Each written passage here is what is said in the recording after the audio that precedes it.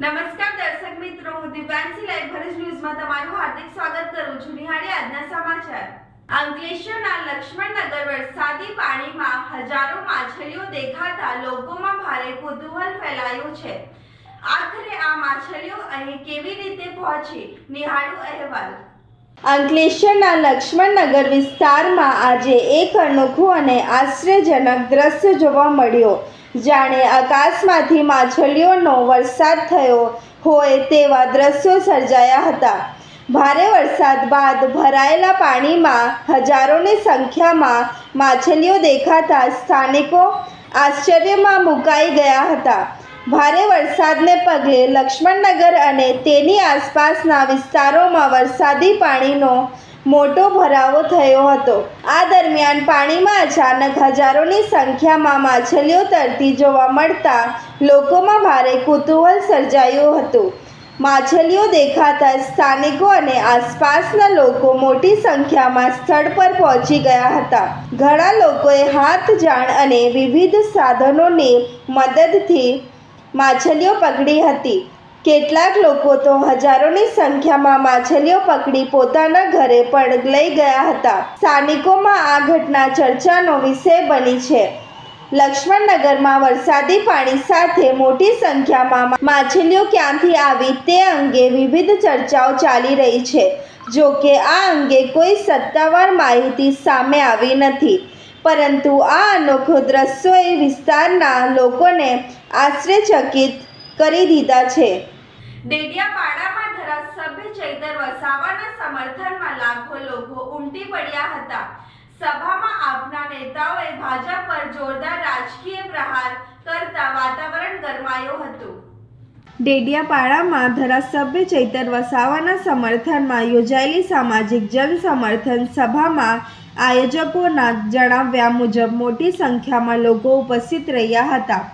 સભામાં ગુજરાત ઉપરાંત મહારાષ્ટ્ર, રાજસ્થાન અને મધ્યપ્રદેશના આદિવાસી સંગઠનો તેમજ આગેવાનો પણ હાજર રહ્યા હતા.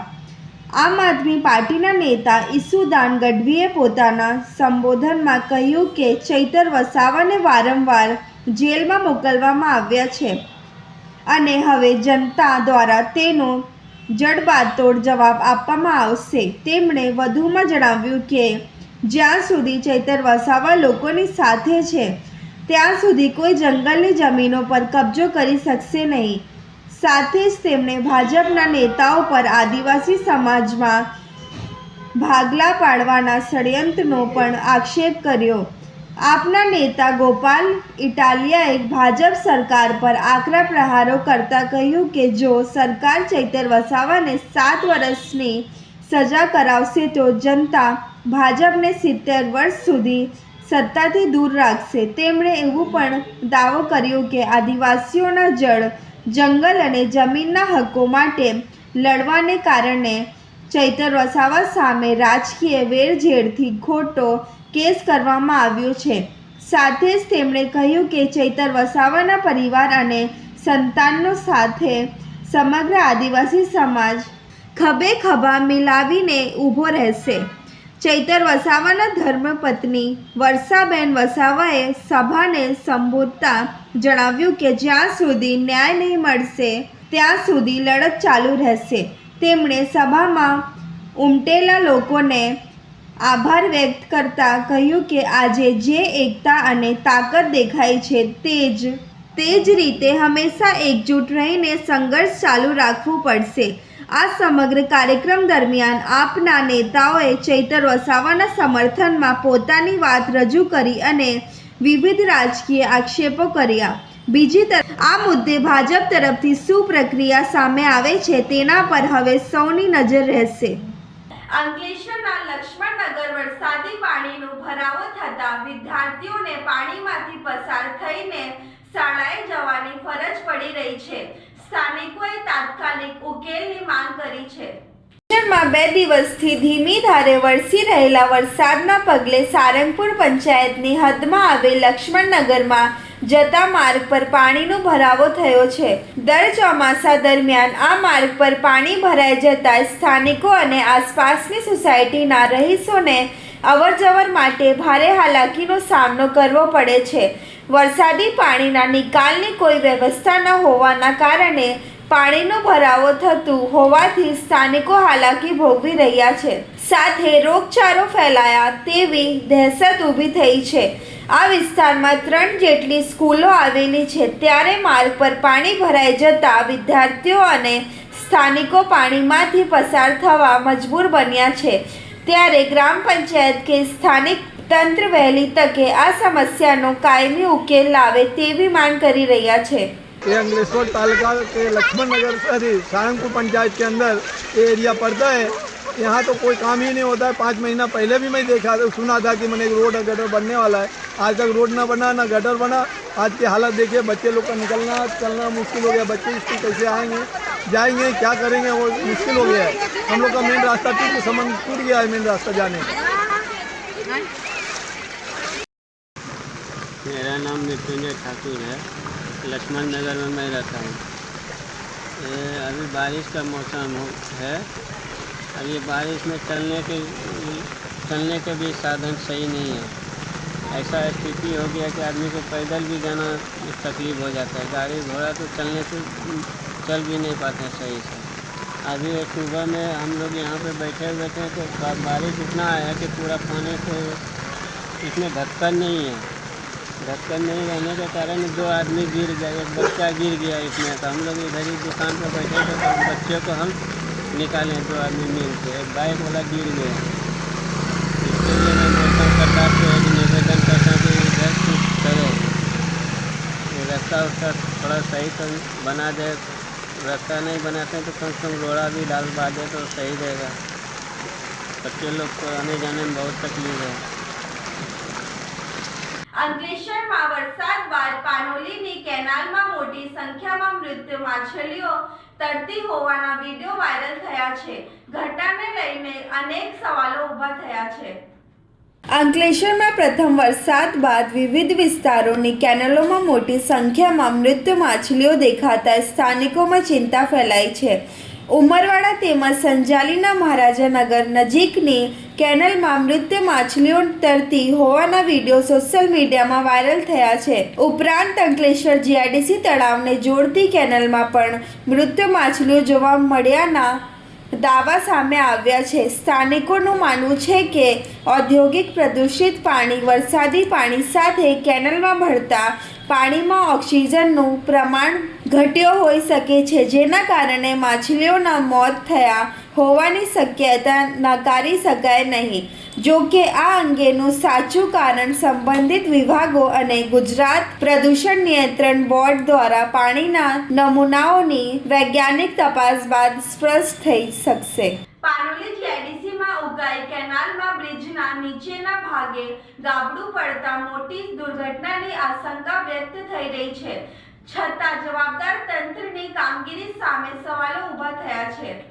ભરૂચ જિલ્લાના પાનોલી જીઆઈડીસી વિસ્તારમાં આવેલ ઉકાઈ કેનાલ પરના બ્રિજની બાજુમાં ગાબડું પડતા મોટી દુર્ઘટનાની આશંકા વ્યક્ત થઈ રહી છે। ભારે વાહનો પર પ્રતિબંધ હોવા છતાં ટ્રકો અને અન્ય ભારધારી વાહનોની અવરજવર થતાવટ રહેતા સ્થાનિકોમાં ચિંતા વ્યાપી છે। પાનોલી જીઆઈડીસીમાં આવેલ ઉકાઈ કેનાલ પરનો નાનો બ્રિજ હાલ અત્યંત જર્જરિત હાલતમાં પહોંચી ગયો છે। બ્રિજની ખરાબ સ્થિતિને ધ્યાનમાં રાખીને તંત્ર દ્વારા અહીં ચેતવણીનું બોર્ડ લગાવવામાં આવ્યું છે અને ભારે વાહનોની અવરજવર પર પ્રતિબંધ પણ મૂકવામાં આવ્યું છે, પરંતુ પ્રતિબંધ હોવા છતાં રોજિંદા અનેક ભારધારી વાહનો આ બ્રિજ પરથી પસાર થઈ રહ્યા છે। છેલ્લા 2 દિવસથી સતત વરસી રહેલા વરસાદના કારણે બ્રિજના એક તરફના નીચેના ભાગે મોટું ગાબડું પડી ગયો છે, જેના કારણે બ્રિજની મજબૂતાઈ અંગે ગંભીર સવાલો ઊભા થયા છે। સ્થાનિકોનો આક્ષેપ છે કે પાનોલી નોટિફાઈડ એરિયા અને જીઆઈડીસી તંત્રની ઘોર બેદરકારીના કારણે આ સ્થિતિ સર્જાઈ છે। સમયસર યોગ્ય મરામત કે સુરક્ષા વ્યવસ્થા ના કરવામાં આવતા મોટી દુર્ઘટનાની ભીતિ સતત વધી રહી છે। હાલ સૌથી મોટો પ્રશ્ન એ છે કે શું તંત્ર કોઈ મોટી હોનારત સર્જાય તેની રાહ જોઈ શું તંત્ર કોઈ મોટી હોનારત સર્જાય તેની રાહ જોઈ રહી છે? શું તંત્ર કોઈ મોટી હોનારત સર્જાય તેની રાહ જોઈ રહ્યું છે કે પછી સમયસર જરૂરી કાર્યવાહી કરીને આ જોખમને દૂર કરશે? સ્થાનિકો દ્વારા બ્રિજનું તાત્કાલિક સમારકામ કરવા, ભારે વાહનોની અવરજવર પર કડક અમલ કરાવવા અને સુરક્ષાની પૂરતી વ્યવસ્થા ઊભી કરવાની માંગ ઉઠી છે. હવે જોવાનું એ રહેશે કે જવાબદાર તંત્ર આ ગંભીર મુદ્દે કેટલી ઝડપથી પગલાં ભરે છે. અંકલેશ્વર જીઆઈડીસીમાં વરસાદ પડતા કેમિકલયુક્ત પાણી નદી અને ખાડીઓમાં વહેતું જોવા મળ્યું છે. પ્રદૂષણ નિયંત્રણ એજન્સીઓની કામગીરી સામે ફરી ગંભીર સવાલો ઉઠ્યા છે. અંકલેશ્વર જીઆઈડીસીમાં વરસાદ વરસતાની સાથે જ ફરી એકવાર પ્રદૂષણનો ગંભીર મુદ્દો સામે આવ્યો છે. પ્રદૂષણ ફેલાવતા કેટલાક ઉદ્યોગો દ્વારા કથિત રીતે કેમિકલયુક્ત પ્રદૂષિત પાણી વરસાદી કાંસોમાં છોડવામાં આવતા તે પાણી અમરાવતી ખાડી તરફ વહેતું જોવા મળ્યું હોવાનું સામે આવ્યું છે. આ ઉપરાંત કેટલીક જગ્યાએ NCTLની ચેમ્બરો ઉભરાતા કેમિકલ મિશ્રિત પાણી વરસાદી કાંસા મારફતે આમલા ખાડીમાં પહોંચતું હોવાના દ્રશ્યો પણ સામે આવ્યા છે, જેના કારણે સ્થાનિકોમાં પર્યાવરણ અને જળ પ્રદૂષણને લઈને ચિંતા વ્યાપી છે. દર વર્ષે ચોમાસા દરમિયાન આવા પ્રકારની ફરિયાદો સામે આવતી હોવા છતાં પ્રદૂષણ નિયંત્રણ માટે જવાબદાર તંત્રની કામગીરી અંગે અનેક સવાલો ઊભા થઈ રહ્યા છે. ખાસ કરીને GPCB, NCTL અને GEMI જેવી સંસ્થાઓ દ્વારા નિયમિત દેખરેખ અને અસરકારક કાર્યવાહી થઈ રહી છે કે નહીં તે મુદ્દે ચર્ચા તેજ બની છે. સ્થાનિક લોકો અને પર્યાવરણ પ્રેમીઓની માંગ છે કે સમગ્ર ઘટનાની નિષ્પક્ષ તપાસ કરવામાં આવે, પ્રદૂષિત પાણી છોડનાર જવાબદાર ઉદ્યોગો સામે કડક કાર્યવાહી કરવામાં આવે અને વરસાદી કાંસા તેમજ ખાડીઓમાં કેમિકલયુક્ત પાણી જતું અટકાવવા તાત્કાલિક અસરકારક પગલાં લેવામાં આવે. હાલ આ સમગ્ર મુદ્દો વિસ્તારમાં ચર્ચાનો વિષય બન્યો છે. હવે જોવાનું એ રહેશે કે સંબંધિત તંત્ર આ મામલે શું કાર્યવાહી કરે છે અને પ્રદૂષણ રોકવા માટે ક્યાં નક્કર પગલાં ભરે છે. અંકલેશ્વર નજીક પિલોદરા પાસે દિલ્હી મુંબઈ એક્સપ્રેસ વે પર ગાબડું પડતા બ્રિજના એક્સપાન્શન જોઈન્ટને નુકસાન થયું છે. માર્ગની ગુણવત્તા અને સલામતીને લઈને ચિંતા વધી છે. દેશના સૌથી મહત્વાકાંક્ષી અને આધુનિક માર્ગ પ્રોજેક્ટ પૈકી દિલ્હીના મુંબઈ એક્સપ્રેસ વે પર અંકલેશ્વર નજીક પિલોદરા ગામ પાસે ગંભીર તકનીકી ખામી સામે આવતા વાહન ચાલકોમાં ચિંતા વ્યાપી છે. અડોલ અને પિલોદરા વચ્ચે આવેલ બ્રિજના એક્સપાન્શન જોઈન્ટને નુકસાન પહોંચતા બ્રિજના સ્લેબનો ભાગ ધસી પડ્યો હતો અને માર્ગ પર આશરે 7 થી 8 કિલોમીટર લાંબો ટ્રાફિક જામ સર્જાયો હતો અને 7 થી 8 ફૂટ જેટલું મોટું ગાબડું પડ્યું હતું. આ ઘટનાના કારણે સુરતથી વડોદરા તરફનો વાહન વ્યવહાર પ્રભાવિત થયો હતો. વરસાદી માહોલ વચ્ચે બ્રિજના સ્લેબમાં અચાનક તિરાડ પડતા કોન્ક્રીટનો ભાગ તૂટી ગયો હતો. ગાબડું પડ્યા બાદ અંદરના લોખંડના સળિયા બહાર દેખાવા લાગ્યા હતા. પ્રાપ્ત માહિતી મુજબ બ્રિજના એક્સપાન્શન જોઈન્ટમાં નુકસાન થયું હોવાના અહેવાલ સામે આવ્યા છે. જો કે નુકસાનનું ચોક્કસ કારણ તકનીકી તપાસ બાદ જ સ્પષ્ટ થશે. ઘટનાની જાણ થતાં હાઈવે ઓથોરિટી સંબંધિત એજન્સીઓની ટીમો તાત્કાલિક ઘટનાસ્થળ પર પહોંચી હતી અને સલામતીના ભાગરૂપે અસરગ્રસ્ત લેનને બંધ કરી ટ્રાફિકને અન્ય માર્ગ ઉપર ડાયવર્ટ કરવામાં આવ્યો હતો, જેના કારણે સુરતથી વડોદરા તરફ જતા વાહન અને હળવા વાહનોની લાંબી કતારો લાગી ગઈ હતી. મુસાફરોએ કલાકો સુધી રાહ જોવી પડી હતી. તાજેતરમાં જ કરોડો રૂપિયાના ખર્ચે તૈયાર થયેલા દિલ્હી મુંબઈ એક્સપ્રેસ વે પર આ પ્રકારની ઘટના બનતા માર્ગના બાંધકામની ગુણવત્તા પર સવાલો ઊભા થયા છે. સ્થાનિક લોકોમાં આ ઘટનાને લઈને ભારે ચર્ચા ચાલી રહી છે. કેટલાક લોકોએ બાંધકામ દરમિયાન ગુણવત્તા જાળવવામાં બેદરકારી અથવા અનિયમિતતા થઈ હોવાની આશંકા વ્યક્ત કરી છે. જો કે આવા આક્ષેપો હજી સુધી કોઈ સત્તાવાર પુષ્ટિ થઈ નથી. અંકલેશ્વર હાસોડ પંથકમાં ધોધમાર વરસાદથી ચોમાસું જામી ગયો છે.